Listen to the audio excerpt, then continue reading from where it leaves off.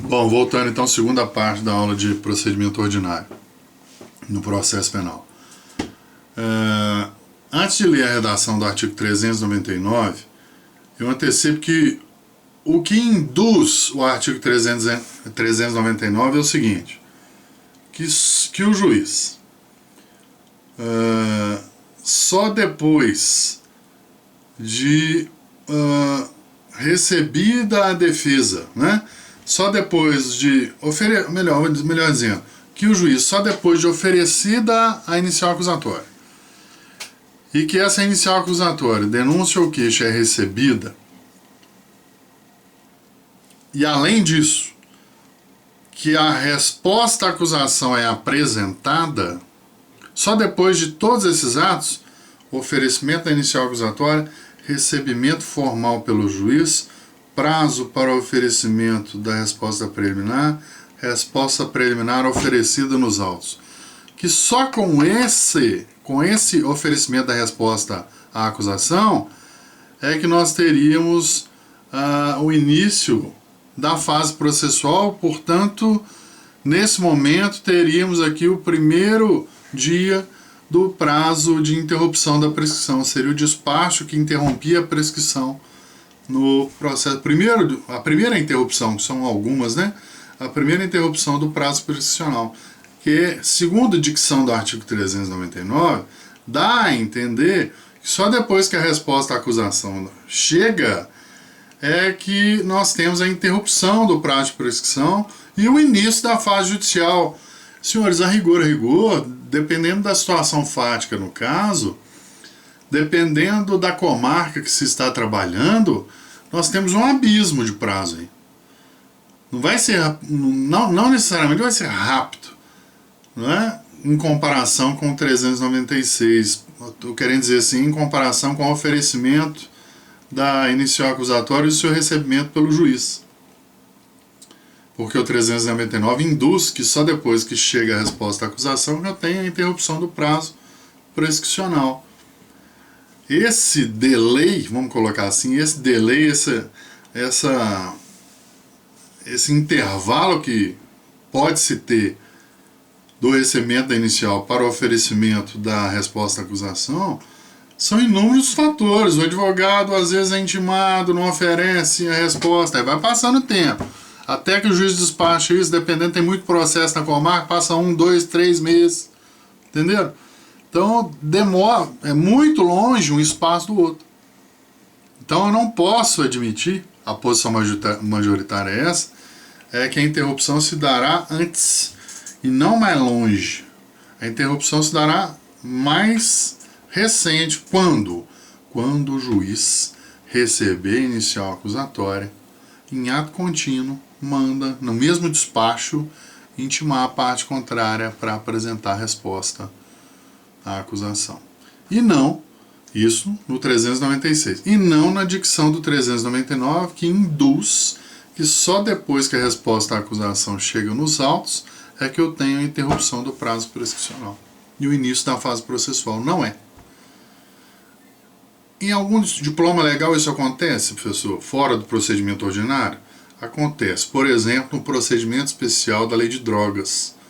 A inicial acusatória só é recebida depois que eu tenho defesa nos autos. Só quando eu tenho a defesa nos autos é que eu tenho a inicial acusatória recebida ou não pelo juiz, na lei de drogas. E dali que começa a fase judicial, inclusive com o marco interruptivo da prescrição, o primeiro marco interruptivo da prescrição. Mas é um procedimento especial. Não serve aqui pra gente na regra geral. Regra geral diz que basta o recebimento da inicial acusatória pelo juiz, que eu tenho a interrupção do prazo de prescrição, a sua primeira interrupção, dentre as que nós temos no processo penal.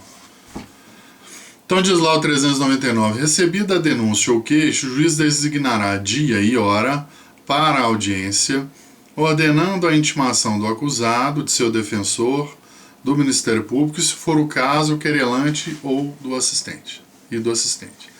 Olha só, recebida a denúncia ou queixa, o juiz designará dia e hora para a audiência, ou seja, se o juiz já está designando a audiência, é porque a defesa está nos autos, não está não?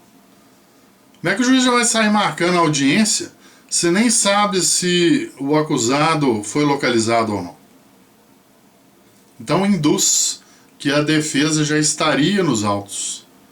Portanto, alteraria o marco de interrupção da prescrição e o início da fase processual, se nós entendermos pelo posicionamento desse artigo, e não é, tá? Então, recapitulando aí, Lucrécia, vamos recapitular, Lucrécia, tá me assistindo aí? Dá um feedback pra gente. O que eu quero dizer aqui, trocando em miúdos, nessa parte inicial? O procedimento ordinário, ele tem um início. Quando que inicia o procedimento ordinário e, conjuntamente, a fase processual, a fase judicial, ao contrário da fase administrativa que nós estudamos de inquérito. Quando que inicia? Com o despacho do juiz, que recebe a inicial acusatória. O juiz recebe a inicial em ato contínuo, no mesmo despacho, na mesma folha, manda citar o acusado para se defender. Onde que eu tenho isso no Código de Processo Penal, artigo 396, beleza? Isso não ocorre no 399, não é só quando a defesa junta a resposta nos autos que vai ter teremos essa interrupção da prescrição? Não, não. Não é no 399, é no 396, tá bom? Senhores, outro elemento é a resposta à acusação, a defesa, que a gente chama de resposta à acusação. Ao contrário do civil, a gente chama defesa no processo penal de resposta à acusação, é o nome mais técnico que eu utilizo com os alunos do 9º período na prática processual penal, nas peças do OAB. E resposta à acusação, o nome dela, ou a defesa preliminar, posso chamar também de defesa preliminar, tá? É uma peça obrigatória, hein? Não pode faltar, não. De um jeito ou de outro ela vai aparecer no processo. Ah, o réu é teimoso, professor. Ele tem dinheiro, tá nem aí pra justiça criminal, não. Tem dinheiro. Mas não contratou advogado, nada. Tem que ter uma resposta técnica de advogado nos autos? Tem que ter. O juiz vai nomear um defensor dativo para ele, depois esse cara que tem dinheiro vai ter que pagar esse defensor dativo. Se for um pobre, o hipossuficiente, nomeia-se um defensor público, se tiver. Se não tiver o defensor público, nomeia um defensor dativo. Quem paga esse defensor dativo no caso do acusado pobre? O Estado, tá? O Estado. Então a resposta preliminar é uma peça obrigatória, é uma peça que, pós-reforma de 2008, ela saiu de uma mera peça de arrolamento de testemunhas, que a peça de defesa, a peça de resposta à acusação, que se chamava defesa preliminar, ou melhor, que se chamava defesa prévia. Então, antes de 2008, antes da reforma boa que nós tivemos no Código de Processo Penal, a resposta à acusação, conhecida hoje como defesa preliminar, se chamava defesa prévia. E ela tinha uma única função no procedimento: arrolar testemunha. A principal defesa viria ao final com as alegações finais. Agora mudou, inverteu. Não é lá no final do procedimento, antes da sentença, que eu vou dar a minha principal cartada, não. Eu dou agora no início. Eu vou trabalhar com a resposta à acusação no início, com a citação. O juiz está me citando para apresentar a minha resposta à acusação, a minha defesa preliminar. Eu vou apresentar ela no prazo de 10 dias. Antigamente a defesa prévia era em 3 dias. Agora eu apresento a resposta à acusação em 10 dias corridos. E vou apresentar uma defesa robusta, uma defesa completa. Nestor Távora fala no livro dele que o advogado pode estrategicamente não arguir todas as matérias de direito na sua resposta à acusação, na sua defesa preliminar. Ele pode guardar algum elemento processual na manga, porque pode ser que o juiz não tenha atenção devida no despacho que vai analisar essa defesa, ou com a apresentação dessa defesa nos autos. Pode ser que o juiz não dê aí um valor considerável numa absolvição sumária. Infelizmente, pela correria do dia, pode ser que isso não aconteça. Que só vai acontecer no argumento oral, na audiência de instrução, julgamento, ou numa petição incidental nos autos, depois da da defesa. Então, o advogado, sem dúvida nenhuma, com a reforma, essa defesa preliminar, a resposta à acusação, ela é robusta, ela é completa. Ela tem que trazer o rol de testemunhas, sob pena de preclusão. Ela tem que trazer todas as matérias preliminares. Mas o advogado que atua no caso pode, estrategicamente, guardar algum elemento processual em matéria de defesa para mais para frente. Tá? Isso vai da estratégia da defesa.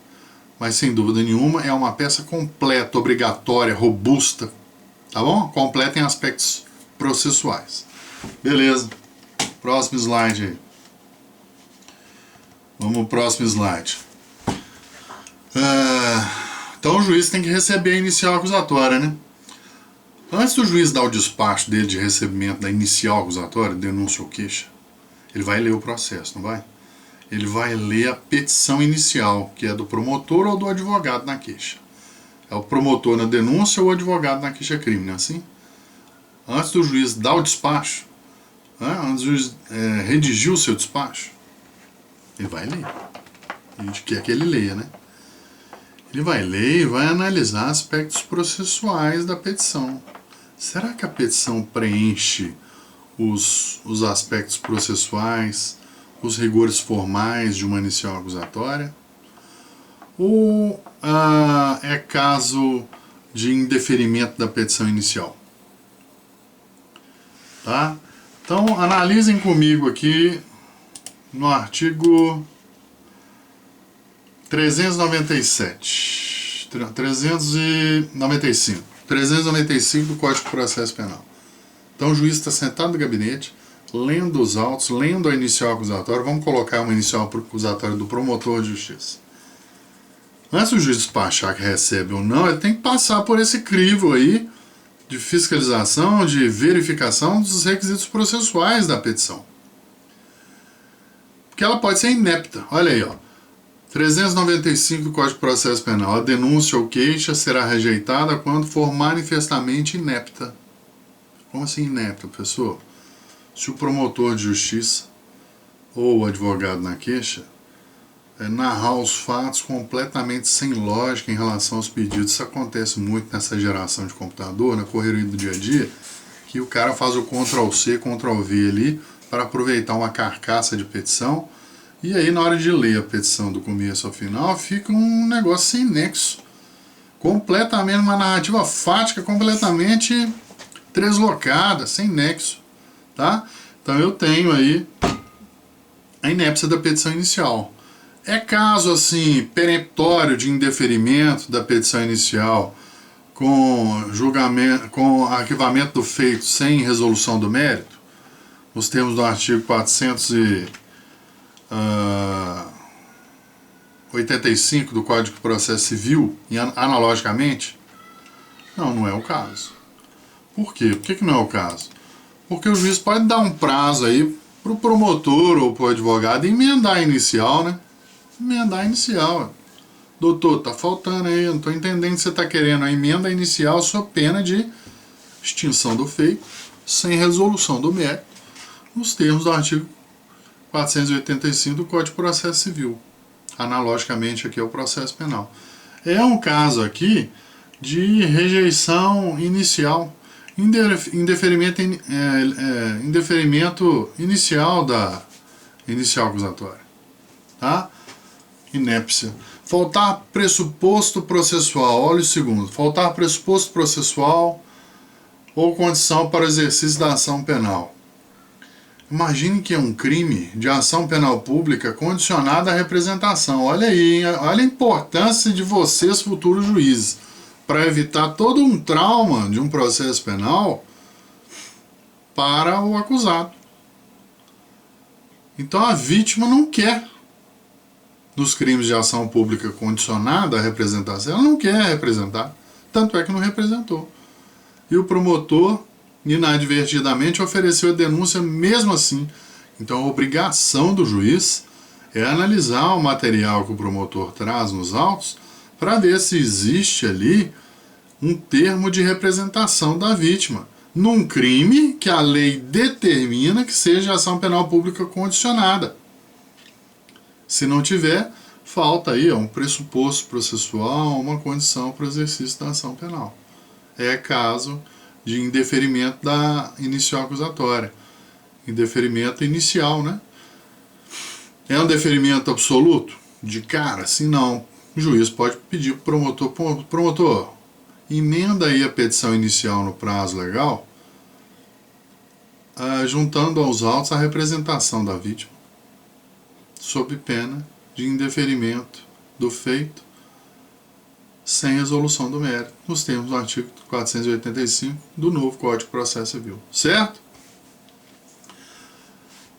Um outro dado comum que o juiz às vezes prefere nem entrar nessa discussão, no caso concreto, deixando isso para análise de mérito, deixando isso para instrução. A gente diz que a inicial acusatória, ela basta que ela tenha requisitos mínimos de autoria e materialidade delitiva, né? Requisitos mínimos de autoria e materialidade delitiva. Isso a gente conhece como justa causa processual. Mas pode, o legislador autorizou o juiz aí que no início do processo, assim que a inicial é oferecida, o juiz pode indeferir a inicial,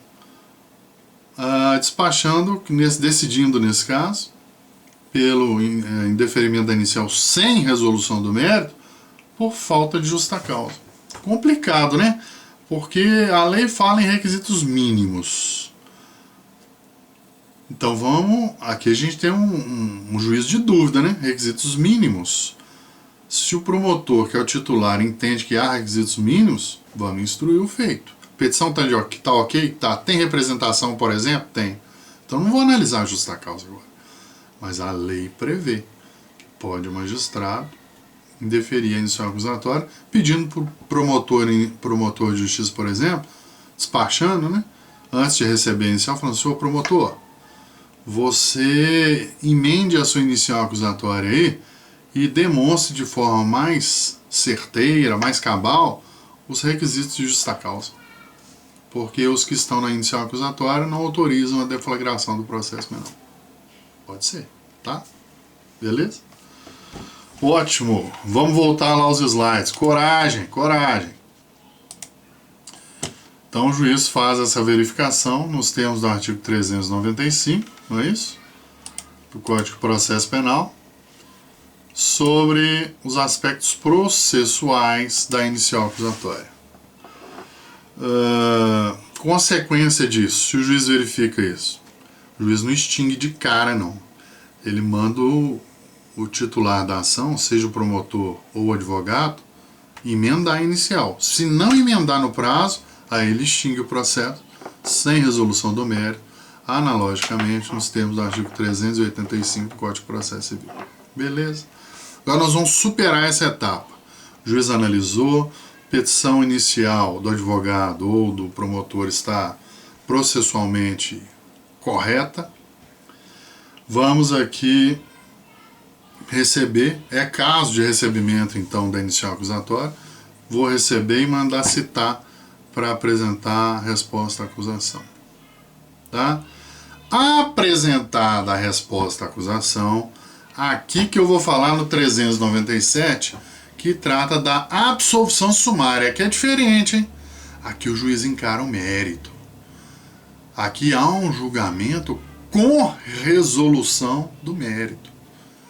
Mais do que isso, há uma absolvição sumária. Alguns casos que a lei aqui nos autoriza, na condição de juiz, o juiz venceu a primeira etapa do indeferimento da inicial acusatória.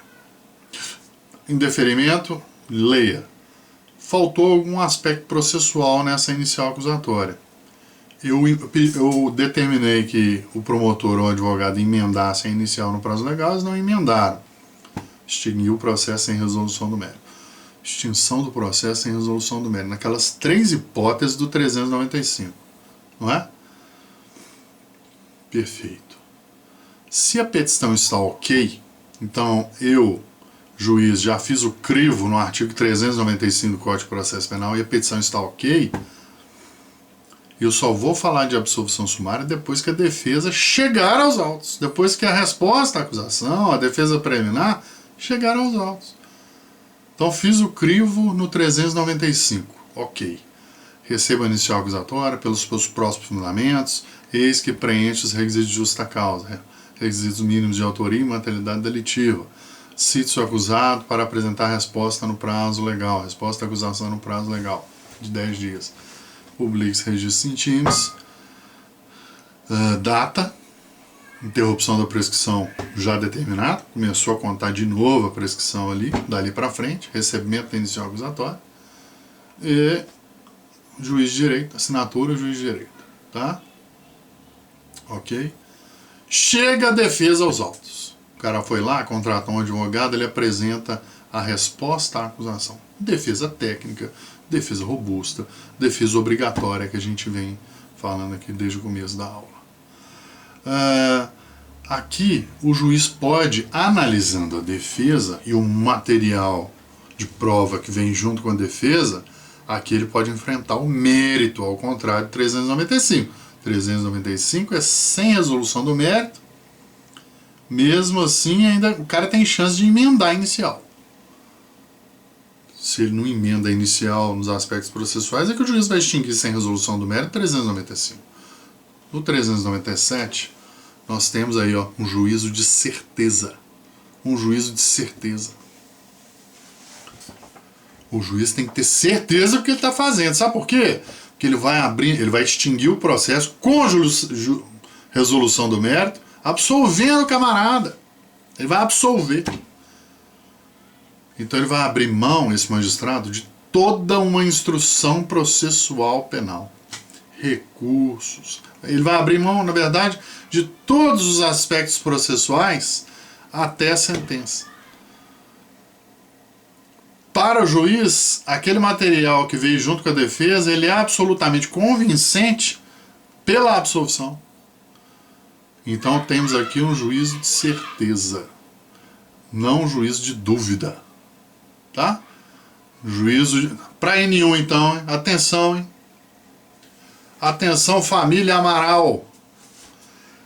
Atenção, Filipão. 395, juízo de dúvida. 397, o juízo de certeza. Enfrentamento do mérito. Olha o que fala o 397 no slide aí, ó. Analisado sempre após o oferecimento da resposta à acusação. O juiz só vai fazer a análise da absolvição sumária, do instituto da absolvição sumária, quando eu tiver a resposta à acusação. Não é assim? Resposta à acusação. Juntada nos autos, evidentemente. Primeiro item. Chegou ao conhecimento do juiz, é uma excludente de ilicitude. O cara agiu, mas ele agiu em excludente de ilicitude, legítima defesa. Está perfeitamente demonstrado com material probatório. Vídeo, prova, materiais que convençam o juiz. Ele pode absolver aqui. Tá? Absolvição liminar, absolvição sumária, absolvição liminar, absolvição sumária. Juízo de certeza, hein? Excludente de culpabilidade, lá no conceito analítico de crime, né? Fato típico, antijurídico, culpável. Lá na culpabilidade, excludente de culpabilidade, à exceção da inimputabilidade. Porque quando eu estou diante de alguém que é inimputável, isso não é desculpa para o processo penal. O cara vai responder por ato análogo ao crime, né? Por ato infracional análogo ao crime, no âmbito do Estatuto da Criança e do Adolescente. Então não é desculpa para o cara não ter uma sanção. Ele vai ter uma sanção, o menor vai ter sanção. Então imputabilidade eu excluo aqui, né? Se o cara é inimputável. Nesse caso aqui eu vou excluir. Mas para a absolvição sumária que eu estou falando. Mas se for potencial consciência da ilicitude, trabalhando lá com os erros, ou inexigibilidade de conduta diversa, o cara pula na frente do meu carro, um suicida, inexigibilidade de conduta diversa, não tinha o que fazer, tá? É causa de absolvição sumária. Então, dentro do elemento culpabilidade, é causa de absolvição sumária, são 3 elementos lá na culpabilidade. É causa de absolvição sumária. Na culpabilidade, potencial consciência de ilicitude. Se o cara não tem a potencial consciência da ilicitude na hora que está praticando a conduta, pode ter uma absolvição sumária. Exigibilidade de conduta diversa, né? E eu não tive outra coisa a fazer. Exigibilidade de conduta diversa. Cabe absolvição sumária. E imputabilidade. Se o cara é inimputável, se ele é inimputável, entra para absolvição sumária? Não. Não entra, né? Senão ia ser muito fácil. O cara é menor, não responde por nada. Porque no procedimento do ECA, a rigor é um nada. Na prática é um nada jurídico. Mas tem a sua importância no âmbito do processo. O cara que é inimputável vai responder por ato infracional análogo ao crime, né? Análogo à infração penal, lá no Estatuto da Criança e Adolescente com as medidas administrativas socioeducativas. Tá? Fato atípico. Bom, tem uma lei nova que chegou num cenário jurídico, uma abolicio crimes, uma lei nova. Não tinha chegado essa lei nova ao conhecimento do promotor de justiça. O promotor de justiça estava desatualizado, ofereceu a denúncia por aquele crime que já tem lei nova no cenário jurídico dizendo abolicio crimes. Ou seja, o que era típico, hoje é atípico, é um indiferente penal. Se isso acontecer, a absolvição sumária. E todas as hipóteses de extinção da punibilidade, prescrição, litispendência, perempção, perdão do ofendido, certo? Todas as hipóteses do artigo 107 que tratam de causas de extinção da punibilidade, se já tiverem ocorrido, o melhor exemplo aqui é a prescrição, o juiz vai absolver sumariamente o acusado, certo? Próximo slide, princípio da identidade física do juiz, previsão expressa no Código de Processo Penal. Lá no procedimento ordinário tem uma previsão expressa, 399, parágrafo 2º, diz que o mesmo juiz que instruiu o feito, que participar da instrução processual penal, ou aquele que presidia a instrução e julgamento, deverá ser o mesmo juiz que prolatará a sentença. É uma previsão expressa que só existia no Código de Processo Civil, princípio da identidade física do juiz. Hoje já existe essa mesma ideia, com a reforma de 2008, no Código de Processo Penal. Tá? Princípio da identidade física do juiz, que não se confunde com o princípio do juiz natural. O juiz natural é aquele que é legalmente consagrado pelo legislador para julgar aquela causa. Ele é o titular para julgar aquela causa. E o princípio da identidade física do juiz é aquele que realmente estava ali na audiência de instrução e julgamento, ele que fez as perguntas, ele que participou de tudo, que seja o mesmo que vá prolatar a decisão, que isso ajuda ele a lembrar de detalhes do caso. Isso é absoluto a ser seguido? Não, tem exceções, né? Exceções óbvias, né? Promoção do juiz, férias do juiz, o juiz está com problema de saúde, né? Aí não vai vigorar o princípio da identidade física do juiz, mas é algo que o legislador deseja para melhorar as qualidades das decisões, para melhorar a qualidade das decisões judiciais, tá? Próxima aula nós vamos tratar da audiência de instrução e julgamento, que é uma audiência prevista pelo legislador para ser uma audiência una, que englobe todos os atos processuais. Muito difícil na prática, tá? Nós vamos falar dela na próxima aula. Um forte abraço para vocês. Até semana que vem. Abraço para a turma B e esse vídeo é para a turma A também. Nós vamos nos encontrar de novo essa semana na sexta-feira. Forte abraço.